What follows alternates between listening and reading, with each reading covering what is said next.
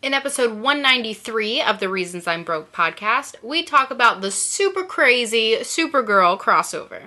We also have the latest casting for Thor Ragnarok. That's Thor 3, probably the best casting in all of these Thor movies. We also have the very first look, our very first thoughts at Disney's Beauty and the Beast teaser trailer.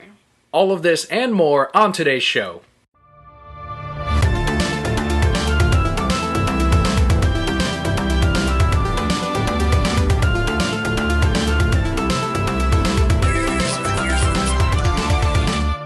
Hello everyone and welcome to the Reasons I'm Broke podcast. Once again bringing you the reasons we're broke, ranging from comics, movies, TV, video games, and much, much more. I'm Kelly. And I'm Daniel.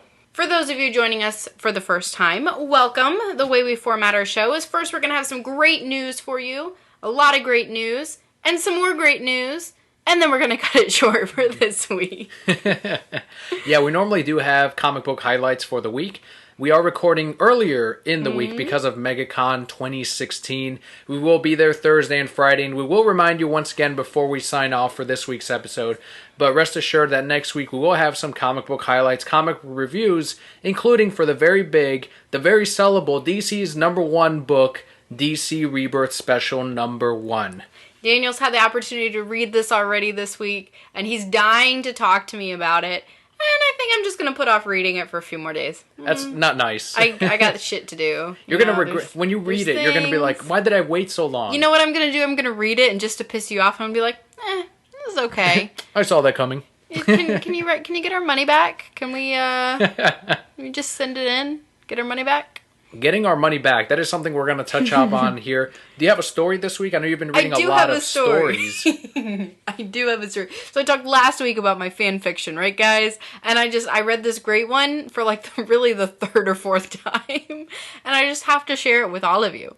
So it's called Masks by, and I can never say the name, Cryala Orchid.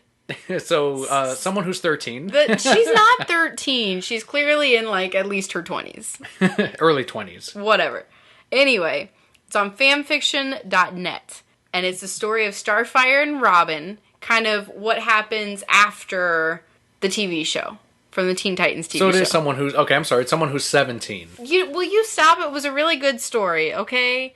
It starts out with them being all lovey-dovey and happy, right? But then Robin's like, yo, peace, I gotta go back to Gotham, because Batman's like, yo, come back to Gotham, but don't tell anybody what's going on here in Gotham. So he leaves, and then Starfire gets real mad because he's being all secretive, but then he's beating more people up. Anyway, long story short, it is a wonderful story that deals with pain and working through your pain and trusting the people that you love. If you say so. So it's in continuity with Teen Titans, the animated show. Yes. But many years in the future. They talk about the movie Tokyo thingy. I don't know. They kiss in the end of that movie. So they talk about that. And pretty much all her stories are based off of the characters from the Teen Titans TV show, not from, the comics or anything like that. Not from the comics that people look back on. That's fine. Because they're fans of the cartoon and see the characters in that and say, oh, that's not who I remember. But it's great. It was such a good story. And I'm sad that you just want to make fun of it because it was amazing. What would you rate it out of 5? Well, I've read it 4 times, so as far as Robin Starfire stories go, it's a 5. It's the best one I've read from that site about them.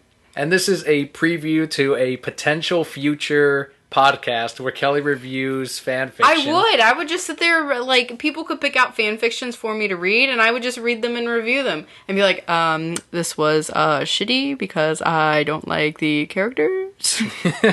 They're not my OTP. You'd have to read parts of the fan fiction out loud. Yeah, that's fine. And you'd have to have a segment where you read a bad story. And you'd have to have a segment of... This is what you don't do in a fan fiction. I mean, I could do that real easily. I could do that right now. I could do that in my sleep. Give me an example, because you read a ton of fan fiction. Yes, I don't read any. Give me an example of the most overused line in fan fiction. The one that you read all the time that comes up and you're again? There's not really an overused line. There's an overused theme, definitely, where the female protagonist is always picked on and her family doesn't love her and she's such a loner and she doesn't really wear makeup. That's always a big one. She put on light makeup or she didn't even put on makeup. And that is very overused, where they have a tough life. So it just reflects the author. I mean, they're just putting themselves as the main character. No, because they probably didn't even have a tough life. They probably just think that sounds better. Because, I wrote many characters with a tough life back in my day. And I did not have a tough life. I noticed when I taught a creative writing class for a high school, there was a lot of writers there that would do exactly what you gave me. And that was a darker story or characters who were outsiders or loners. Because in high school you think that's what you have to do. Like, that's what's edgy. And I'm like, no, man, write about somebody who's like, fuck, I spilled my coffee on my pants on the way to work today. Like, that's rough. And a lot of characters would kill themselves at the end. And then I killed myself. I'm like, oh, again? I will say I did write a story where the character died at the end once for a creative writing class. So you were that person. But I got an A+. It was great. And I actually wrote a character in there that was like my ex-boyfriend at the time, who brutally broke my heart because he was an asshole. And then my story got read in front of the entire class. Oh, man. And I'm not saying that their name started with the same letter and was very similar, but their name started with the same letter. And it was a very similar name, so he knew. So he was in the same class also. Yeah, of course. Pretty ruthless. And it was just the character. Doug goes, what happened is, oh man, this was a great story. This is awesome. This was like my prize, right? So what happened is the character in the story was in a coma and just listening to all her friends talk about how great she was. And so then this character, who was quote unquote not my ex-boyfriend, but definitely my ex-boyfriend, comes into the room and talks about how he's so sorry for breaking her heart. And she was the best thing that ever happened to him. And all this bullshit. I probably still have the story saved somewhere. If you find it, you have to read it on the podcast. I can't read it on. It would take up like a lot of time. And then you would just make fun of me. It sounds great. Man, no, I also found another story, right? I used to write a lot of fan fiction where there was a villain and his name was Sniper. Did I talk about this on the podcast before? I don't think so. I feel like you might have briefly mentioned it. I feel like I mentioned it. Maybe I talked about it on Facebook. Anyway, his name was Sniper, and can you guess what he did? He was an assassin. He was a sniper assassin. It was great. I love fan fiction, guys. Anyway, this story was really, really good. It's called Masks. Oh, and there's this great part, right, where Starfire runs into Red X, and they're, like, running around doing shit, and he's being all, like, sneaky shit and all this stuff. Guess who Red X is? Red X is Tim Drake. No. Well, was it Robin? Just yes, like in the show? It's Robin. And he's all flirting with her, and she doesn't know who he is. And then he's like, boom, I'm Robin. And she's like, oh, shit, that's good, because I wanted to make out with you. It was wonderful. Anyway, go read it. That's my fanfiction. What was the title again? Masks. By and fanfiction.net. Yes. It's fanfiction one word? There's no hyphen between them? Fanfiction.net. I will send you guys a link. I will post it on my Twitter. Be like, read this bitch. And then the artist is actually friends with somebody on Tumblr who does a lot of art for the actual fan fiction. So then you can see art like based off it and you're like, oh, this is so cool. But I forget who the artist is. Don't forget to give them your Twitter handle for new brokettes out there. It is at Palpakelli. You can now Twitterception. Tweetception. That's not true because I tried it. It was a tweet lie. Twitter announced, presumably after hearing you on the podcast, that they were going to allow later this year, they're going to let you retweet your own tweets. That's later this year after I've already forgotten that my Twitter exists. I forgot for like 6 days. And then I finally clicked on the Twitter icon and it's like, you got 50 billion messages. But not really. It was really like 6.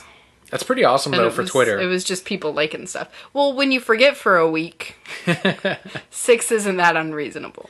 Twitter still made the moves, and they're going to make it happen. You've got to be grateful for that you are later on this year going to be able to retweet. I will be grateful when I see it. They're probably just saying that to placate me so that I stop tweeting them and saying make tweetception a thing. A tweet within a tweet. Kelli decrees. Hashtag Kelli decrees. All right, on to the news. We had talked earlier about one of our favorite animated films of all time, and it does come from Disney.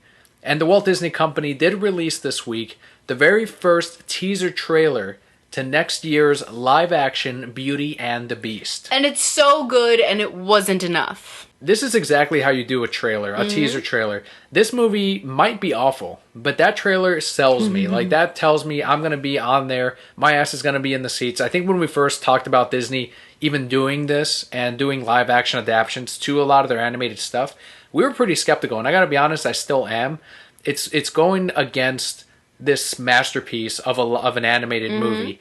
The Beast, whatever he looks like, won't be good enough for us because we love that movie so much. We already see Belle, and we're like, that's Hermione. The prince won't be ugly enough for us. No, he has to be ugly. That's the thing, too. And then the objects, they're all going to be super CGI, like in Alice in Wonderland. Like that, I know it's going to be a lot of that.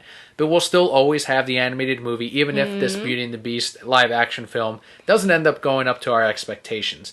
But what did you think of the trailer? Oh, I thought it was great. You know, it opens and you see the little Tinkerbell over the Beast castle, which looked beautiful. Yeah. And then you see scenes from inside the castle, which it looks straight out of the animated movie. It was great. And then it's playing that eerie music, which again, you can tell they redid it, but it still holds that same power, that same feel as what you had from the animated.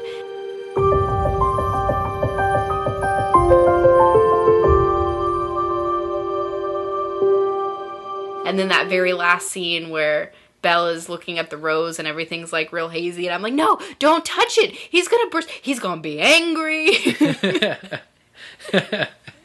Yeah, the castle looked gorgeous. And the way that they made the castle deteriorate over the years, they were telling the story in just a trailer without a voiceover. Yep. And I hope that that's sort of what the opening is to this movie, of just... I could just imagine a voiceover over all of that footage that we saw in that first 30 seconds or so, and then finally kicking it off with Belle in the town, just like the animated movie.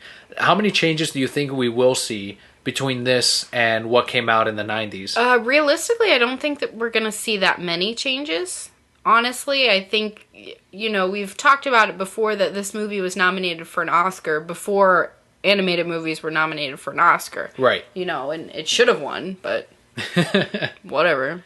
So I don't think that they're going to stray too far from that, because then you could run into issues where, you know, you're pulling away from the feel of the movie or from what people love. The best thing about Disney, or one of the best things I've seen, is that they try to keep everything very classic. They try to revamp it but give you what you loved. Something they're going to have to really focus on too is, this is Beauty and the Beast for a lot of kids now. This is the first one that they're going to see, and they want it to be as impactful as their animated one was, just for a new generation. I think this is one we're going to be there for opening weekend. We're not going to see it. Any Brokettes that know, we live in the Central Florida area. We're not going to watch it at one of the Disney movie theaters. Oh, hell no. That's going to be full of all kinds of Disney files, and they're going to be cheering and not letting us hear the music or the lines throughout the whole thing. I'm going to go to the little, like, $8 theater down the road that nobody's going to be at. On a Tuesday afternoon. Yep. Sounds about right. So this one, Beauty and the Beast live action, as we said earlier, starring Hermione Emma Watson from the Harry Potter films. She will be playing Belle, and this will be directed by Bill Condon, who did the Twilight Saga Breaking Dawn films. At least it's not whoever directed the first one. Yeah, that one was pretty bad. That was like terrible. A made-for-TV movie. It was like a Hallmark movie. It was terrible. But this movie is set to release March 17th, 2017. So we know real quick for the Beast, the live-action Beast. I can't even fathom what he should look like, because the animated one has such a unique look to him. Like, yes, he is made up from different parts of different animals, but when they put it into live action, you know they will, if they try to do the same thing, the gorilla head is going to pop up too easily, or the bison head, or it's not going to flow as easily as it does animated. Exactly. So I don't know if they're going to try to just do an original animal or concept or a beast, if it's going to look more demonic, like in the statues. There's a whole bunch of different ways that they could go with it. I think they'll try to do something more human than animal. Kind of like the 80s television show with Ron Perlman. Yeah, I mean, similar to that, or they're gonna disfigure him in some way. I don't know, man. It's tough to say, because again, you don't want to lose that classic that you had. What if he's just one of the guys with the hair disease where you grow hair everywhere, the Wolfman disease. They're not gonna do that. That And would that's just just be the silly. beast. They're not gonna do that. I don't know. We'll see. You said disfigurement, and that's immediately what my mind went to. Like, Lots maybe of he's one hair. of those wolf people. Boy. He just pops up. Too funny. Bell. No. We did get to hear the voices of Lumiere and Cogsworth, though. Right. And can I say that they were pretty spot on? Yeah, Lumiere, I thought I'm like, they brought back the fucking guy Yeah, from the animated. that's what I thought, too. Cogsworth was pretty close, too. Yeah, somewhat. Definitely Lumiere got me. And I thought it ends up being Ewan McGregor doing the voice. But if they had gotten the original voice actors, man, what a treat that would have been. Because they just would have voiced over again. Just Yeah. voice over some more over CGI figures. I mean, except when they come back to life as real people. Oh, that's right. They gotta have pretty faces to have the humans. You know there. what? Why can't they have pretty faces? What's wrong with that? Why do they have to have pretty faces? It's a fairy tale. Why can't it be old voice actors? Put them in makeup. And it doesn't matter. That's when you go, Kelly, the whole premise of the story is not caring what your appearance is. Exactly. Why do they have to be pretty? How ugly does the prince have to be? Like in the animated, So ugly. He's uglier than the He's beast. got to be so ugly. We saw his picture on IMDb of the guy playing the beast, and it just looks like a blonde Ryan from The Office. So I'm like, well, this might work. He's just not And weird enough looking. In the portrait that you see hanging on the wall, it's kind of like, we're almost there. I love that it had the same slash across it, just like in the movie. They're just bringing a lot of the stuff from there. I think the roads didn't look as magical as it agree. did in the animated. It looked a little bit too plain and realistic and flat. But it could change as maybe it glows differently depending on what the beast is feeling or how close he is getting to death. I'm interested to see how this will affect the parks and the restaurants. If it's a big hit, you're going to start seeing more Beauty and the Beast merchandise. Of course. And they'll probably do another special edition of the animated Beauty and the Beast, like a Blu-ray special whatever year anniversary. Or they could even do a combo pack of the live action and the animated one in the same Blu-ray. And yeah, I'd probably buy it if I like it enough. Didn't like the live action one? Here's the superior version. You can get both. It's kind of like what I did with my V for Vendetta, Watchmen, Constantine 3 movie combo Blu-ray. It was like $8, but it was cheaper to get it that way than just to get Watchmen by itself. So I'm like, all right, I'll just deal with that and never watch the other two movies. These other ones. It's just gonna sit in the PC like all the Pokemon. I don't want it. So now we're gonna move forward with some DC news. According to DC Entertainment / Warner Brothers Consumer Products President Diane Nelson, the DC Superhero Girls brand has the potential to be a $1 billion asset for the company. Big statement there. $1 billion for the company. We have a quote here from Diane. Our overall consumer products represent a $6 billion business. The DC brand brings in about half of that. We think the DC Superhero Girls can be bigger than a $1 billion brand, she told Forbes. I hope that young girls get the things I hear about from every fanboy, an incredible sense of empowerment and aspiration. It's about getting hope and inspiration from powerful role models. It's about saving the day alongside men. End quote. That's a pretty bold statement, but I think it's a great fucking statement. I love that her focus is not just, let's make these characters cool. It's, let's let girls feel powerful. I understand the appeal of girls and princesses, and that's great. But when I was growing up, if I could have, been a girl who was a superhero, that's even cooler. Like, hey, you can take care of your own problems. You don't need a guy to take care of them. Do you think the DC Superhero Girls are worth $1 billion? Can they get there in a year? I absolutely believe it, of course. Because we're seeing a shift in society also, where again, it's not just let men solve your problems. It's women saying we can solve our own problems. So as a mom, me as a mother, if I had the opportunity to say, okay, little Selena or whatever, you can be a superhero or you can dress as a princess. I would try and gear them towards a superhero because they still have cool clothes. They can still wear cool dresses, but they can go around and kick ass too. And that's awesome. They can take care of their problems. They can think for themselves. That's what women are. Women don't sit up in tall towers braiding our hair, which is still cool, and they're great stories. There's a place for that. They're great stories, but it's cool that you can take care of yourself too, and be powerful, and be sexy, and be all of those things. We've already seen the DC Superhero Girls line in different products. Even this year, Free Comic Book Day, there was a line of, well, there was just a one-shot of DC Superhero Girls. That was one of DC's main books this year. And it was also one of the books that our shop in particular ordered a ton of. And a lot of the girls looked at it and they bought it. Yeah, a lot of guys and boys overlooked it, but it was good that we had that, specifically a superhero book from DC for young girls, for young women.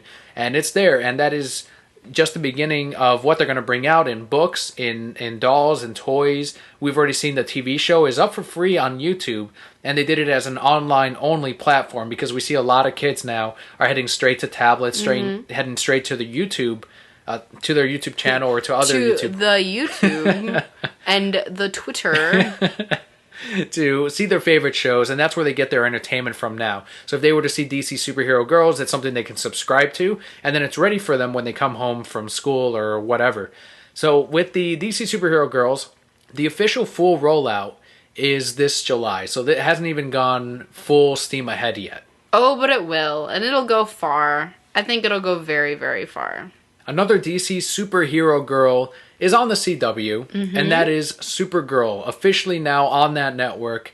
And they have announced a 4-way crossover between The Flash, Supergirl, Arrow, and DC's Legends of Tomorrow. No. No? What do you mean no? Well, I only like 2 of those shows, for one. For second, that's just too many things. That's all the things. It's the ultimate crossover. You have to watch every single show if you want to get the entire story. It's so many things. I don't know. That's just insanity. Because Legends of Tomorrow is already a crossover between Arrow and The Flash. Pretty much. Pretty much. And so there's your crossover there. Leave that alone. And then we're just going to have a Supergirl Flash show. That's it. That's all you need. Grant Gustin did actually say, when he was asked about the relationship, if there's any romance between the two characters, he just said, yeah, that'd be a pretty cool thing to see, and he just left it at that. So I think that might be something we see. Stop it! In season 3. But then what's going to happen to their other significant others? We're going to have to watch and find out. Are they going to get together? They can't be happily ever after forever. Why? Like, there's got to be changes. Why? Because it'd be boring. No. It'd be would awesome. Be boring. Like a day in the life of the Flash. Like, chilling.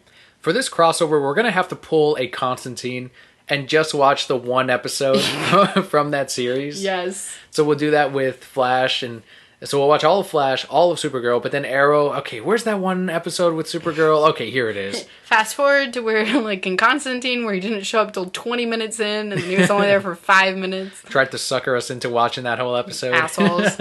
I was on my phone. Surprise, bitch. Joke's on you. And Legends of Tomorrow, I'll have that playing in the background still, but that will be one that I'll actually sit down and watch and see her interaction with the rest of the heroes. Something like this with the superhero TV shows has not been done before. I mean, it's a smart move because now we're going to go watch those one episodes of those one things, and then there's more views just because of that. Yep. Or if maybe somebody... for example, so my parents don't watch The Flash. I mean, now they do. But they did watch Supergirl. So they saw the episode where the Flash was in Supergirl, and then they said, oh, that's kind of cool. Maybe I should go watch The Flash now. And now they watch The Flash because of that. So you're going to get a lot of that, too. So it's smart to bring it to all 4, but nah. You're just mad that you have to watch Arrow and... I don't have enough time for the TV shows that I like, and now I have to watch TV shows that I don't like just because they have characters that I like, and it makes me mad. What a first world problem that is. Yes. Hashtag first world probs. Hashtag Kelli decrees that I should not have to watch your nasty shit. We'll be there. We'll watch the 4-way crossover, and we'll have a review for you on that end. We do have another big move for a pretty big company with pretty big titles, too. And this is a fucking smart move. Good for Netflix on this one. So in a massive deal with Disney, Netflix announced that it will be the exclusive pay TV home for all films for Walt Disney, Marvel, Lucasfilms, and Pixar. Essentially, they're on their way to ruling the world. Half the movies out there. Yes. Basically, like half the highest grossing movies you'll see from now on will be available exclusively on Netflix, unless you're buying it on home video. So this takes effect for 2016's releases. It prevents movies such as Star Wars Rogue One from appearing on HBO, Starz, Hulu, or Amazon Prime. Other pay-per-view rental services like Redbox are unaffected by this deal. So pretty big gain for Netflix. They already have a deal. They're already in bed with Disney with the Marvel television shows. They're doing a lot of deals with them.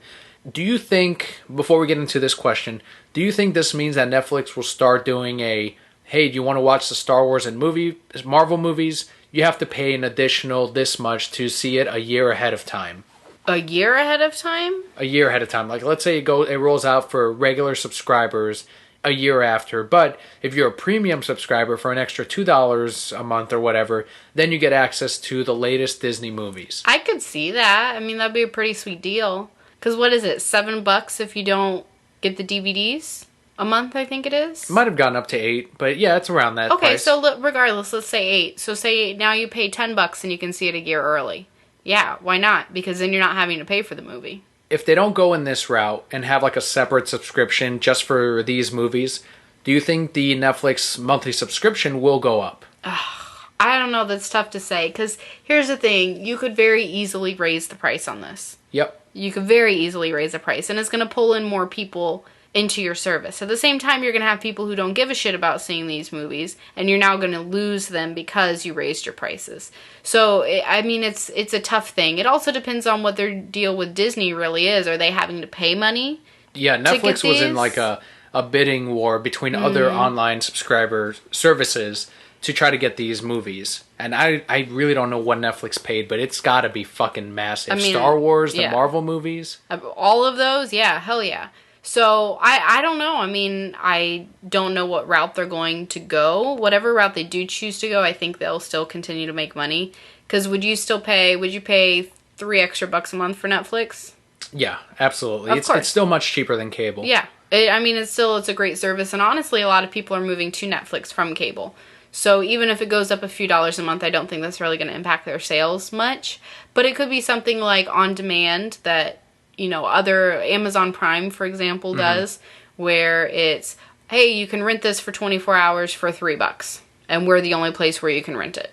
I mean, that's another option. Then they don't have to raise the prices for their monthly, but they still get that business. How pissed is HBO? Like, I'm sure they're so pissed. Like, fuck, man. That's a lot of movies that are not going to be on HBO now. Or Stars.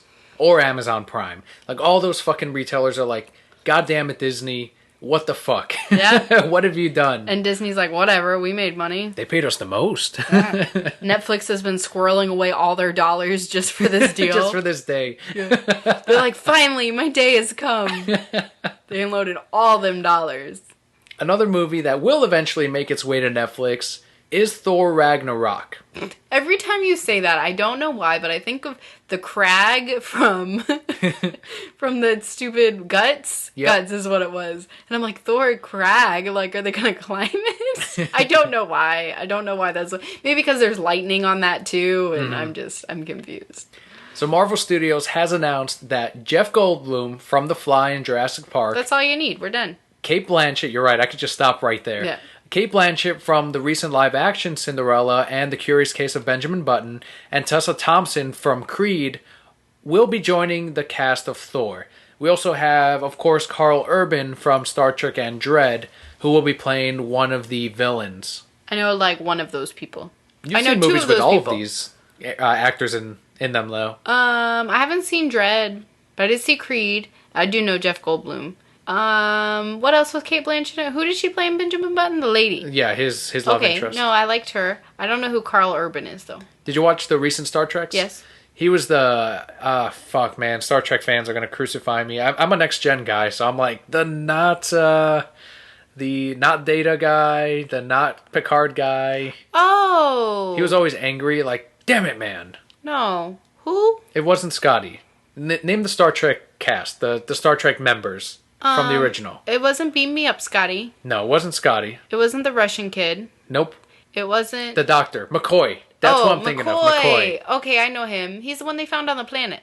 Listeners right now are like, McCoy! Fucking Daniel, it's McCoy! You should have just called him McKay, and then we could call him McKay. Just continued the whole podcast calling him McKay. Just piss off listeners.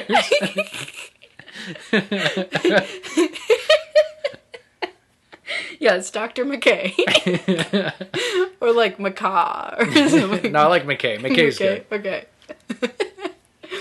Oh, okay, so I do know all those people.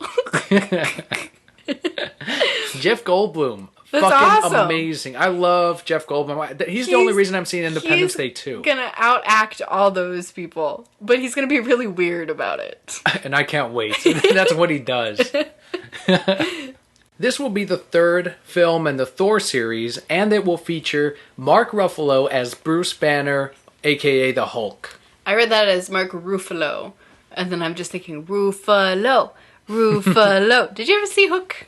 I did see Hook several times. Okay, it's a good movie. This would explain how the Hulk was missing in Civil War, and also Thor. Maybe this took place while Civil War 3, or Captain America 3 was happening. Maybe they didn't want to pay them. That could be a part of it too. They're like, this movie's already really expensive, guys. Nobody else gets to make money. So as to who these actors will play, we've got Blanchett, who will play Hela. Thompson will be Valkyrie.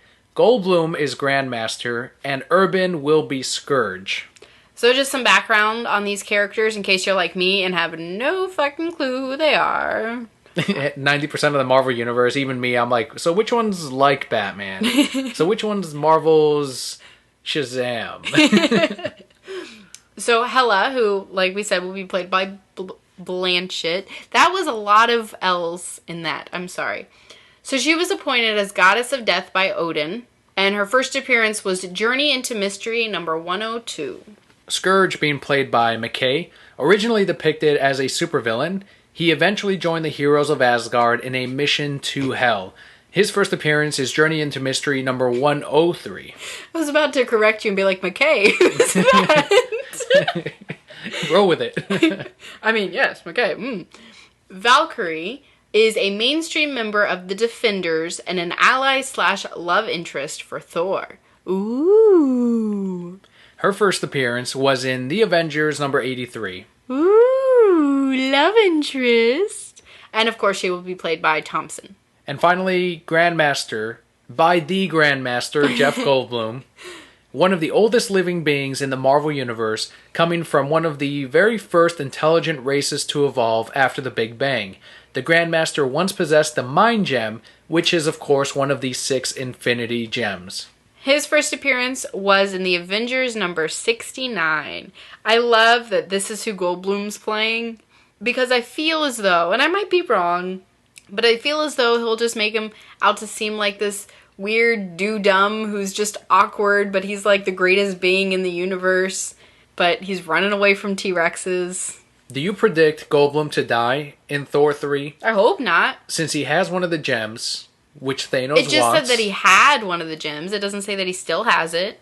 He might not still have it. He might just know how to get them. So he's running around helping them get the gems. He was probably like, nah, fuck this gem. I don't need this gem no more. I'm too cool. I will officially be a fan of Grandmaster when this movie comes out because of Goldblum. You couldn't have made a better casting choice. He can play anyone in the world, and I will back it 100%. I want him, like, in the movie when they were recording, be like, I don't need this gem. I'm motherfucking Goldblum. It's like, Goldblum, you're not really yourself. You're playing the Grandmaster. Oh, I'm sorry. I'm motherfucking Grandmaster Goldblum.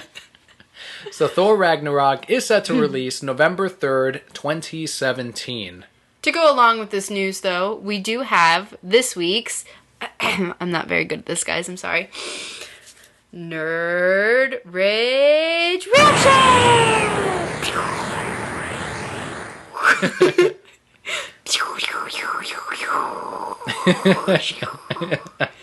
We have sound effects, Kelly. And they don't go on this long. Those are all the little rocks falling. They're moving because I'm powering up.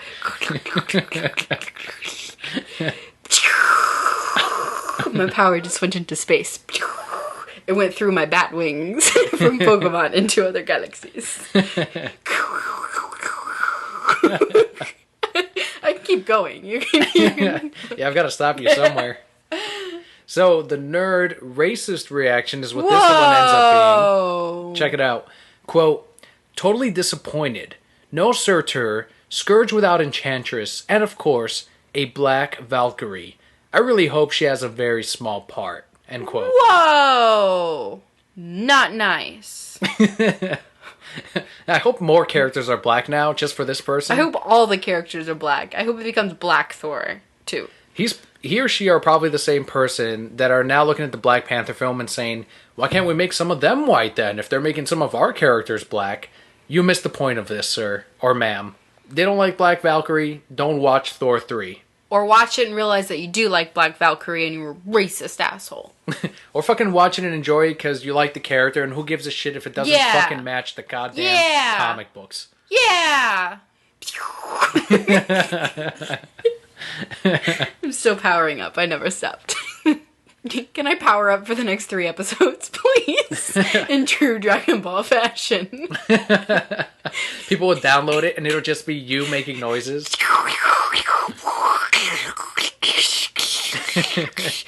But then we gotta like... It's still gotta have the theme songs. Yes. Those aren't our theme songs. Oh, our theme songs? No, I was doing the... the Dragon Ball theme songs when they're powering up. Like the music. But then we gotta cut to like a scene of you in your spaceship flying to get to me like, oh, we're gonna run out of time. We gotta get there soon. We gotta find the Dragon Balls. And I'm over here like, for 3 episodes. And then on the 3rd episode you go, wait a minute, there's no female Super Saiyans. Hey, I'm sorry, now, never mind. That's sexist, sir. That is not nice. You don't know that. Have you spoken to all of the female Super Saiyans? Maybe you never power up, and maybe that's why there's still no female Super Saiyans. Maybe because if we powered up, we'd destroy the fucking world. Maybe. I was about to be sexist. Moving forward. So Thor, I don't think will make as much movie as this next movie. Make as much movie. You have to leave this in here. You can't cut it out. I'm not cutting it out. Thank you. Number 1 box office Number 1 box office film of 2016 is Captain America: Civil War, as it hit $982 million last week. And as you were saying, I do not believe that Thor will make that much money. But this is expected to hit the 1 billion mark. So great job, Captain America: Civil War. We knew you had it in you. Oh, I do have a story to go with Captain America: Civil War, though. Mm-hmm. So I was talking to one of my coworkers the other day, and he was going, so have you seen that Captain America movie? And I was like, yeah, I saw it, like, the night before it came out. It was a good movie. Like, you should go see it. And he goes, yeah, one of my friends asked me if I wanted to go see Civil War, and I said, no thanks, I don't really like history. And he was dead serious. He had no idea it was about superheroes. He legitimately thought it was a movie about history. Every one of us has that friend that hasn't been watching these superhero movies, that just has no interest in them, and I don't blame them. Like, not everyone's going to be into the trend of whatever, right. So that was that person. But it was really funny. Then we were talking about the Batman movies, and he goes, I saw Dark Knight Rises. It was okay. Didn't even see the 2 good ones. No! So altogether, Marvel has produced 13 films in 8 years, grossing over $10 billion. Shit. So this gives Disney 3 of the top 5 movies of the year so far, with Zootopia, The Jungle Book, and now Civil War. The other 2 that reside in the top 5 are Batman v Superman and Deadpool. That is fucking wealth right there. That is wealthy as fuck. 3 out of the 5 top movies. And I know movie theaters are struggling as far as getting people into theaters and paying those high prices, but Jesus Christ, Disney. 3 out of the 5. I mean, they know what they're doing. They wouldn't have been this profitable and this well revered. I remember a few years ago when the market crashed. Do you remember? And all these companies were closing, and Disney was still one of the only companies that was still making money during that massive recession. Making money. And they didn't, I mean, yes, they laid off some employees, but... Some. But, I mean, as a whole, they employ, I mean, at least in our park, it's 65,000 plus people.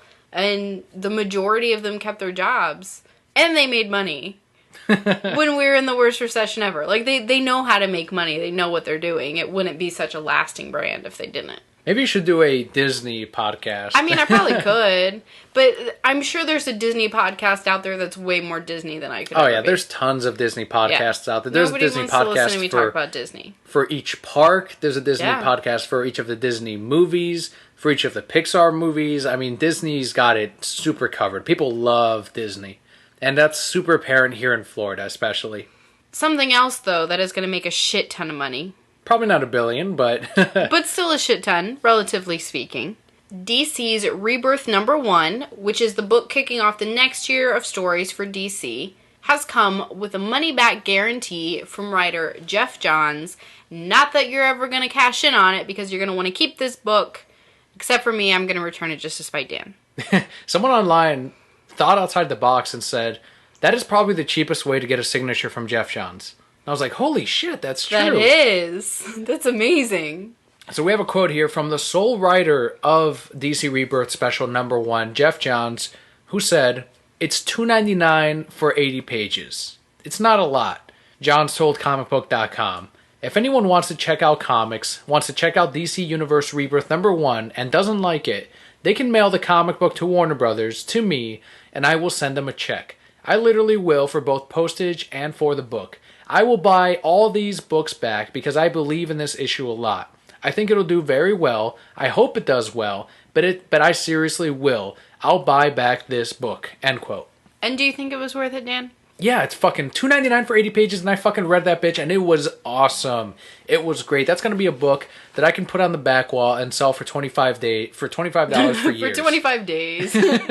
Only 25 days. At the end, burn them all. Send them to Jeff.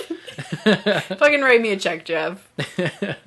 And even though spoilers have made their way to Reddit early, DC Universe Rebirth #1 has received overwhelmingly positive reviews. Well, that's amazing. That's what they needed. That's something that we haven't seen from the other reboots or restarts or whatever they've been doing recently. Well, they haven't been... Okay, so that's one misconception with DC is that, what, another reboot? The last one was in 2011. Yes. And this one is not a reboot. This one's a relaunch. So they're renumbering the stuff back to #1, and everything that happened in the New 52 still counts. But stuff from the pre-New 52, which thanks to Convergence does exist, is now coming to a head. And DC Rebirth is going to be the thing that kicks off all the circumstances for the heroes, the universe itself, and characters that we never thought we'd see along with the rest of the DC universe. Like who, Dan? They'll have to read it for themselves. $3, 80 pages. Can't you just tell me? Because I'm not going to read it for like another week or two. Another hour or two. Like a week. Like I'm really tired. I need to go take a nap. What do you think about Jeff Johns doing the money back guarantee? I think that's pretty awesome. I think it's encouraging for some people where they're like, yeah, okay, I guess I'll check it out then because I know I can get my money back. Even though really how many people are going to send it back to him? Probably very few, because it's going to be a pain in the ass to fill out a letter and send it to him. Unless you're like those people who just want his autograph. Plus, even people that for some reason don't end up liking the one shot, there's 2 events that happen in it that they'll be like, well, I'm going to keep it anyway because maybe it'll be worth something. And that's going to be, it's going to be hard to return this one. Well, that's really awesome. I mean, I'm a little bit excited to read it maybe later. Might read it. So as we mentioned at the beginning of the show, MegaCon 2016, yes. We are going to share our thoughts about the convention and maybe some bonus material next week. So stay tuned. Huge thanks ahead of time to everyone that did come out to MegaCon and met us at the booth. We will have a full review of the show and our thoughts on all the different brokeheads that we met. Again, huge thanks to everyone and all the listeners. What kind of thoughts are we giving about our brokeheads? They'll have to tune into 194 to find out. They'll be like, he was cool, but I didn't like his hair. Reviewing the brochettes? Yes. Reviewing the brochettes themselves. So just to remind everyone, though, we will be at booth number 338. This is the Blue Juice Comics booth. Well, this show will have already released by the time we were at booth number 338. It was the Blue Juice Comics booth. I hope you stopped by. So finally, Patreon shout-outs of the week. Yes! Yes, plural shout-outs. Because we had 2 additional backers join us this week. And because of that, and because of several other existing backers that upped their pledge on Patreon, we have fucking surpassed goal number 2. Woo! Goal number 2 is powering up now. It is. This is alphonic audio for all of our shows. So they're listening to my voice in high definition. Right, exactly. And like that extra bass. That was kind of sexy. Don't do that. I don't want the listeners to know. Oh, listeners are like, oh, rubbing their nipples. Rubbing their nipples. It's just got awkward. And that's it for our show. It's my way of thanking them. Using your voice to rub their nipples? I'm very confused. I'm very uncomfortable. Is that what happened to Rita? She listened to our podcast? Now we know. So the Patreon shout-outs this week.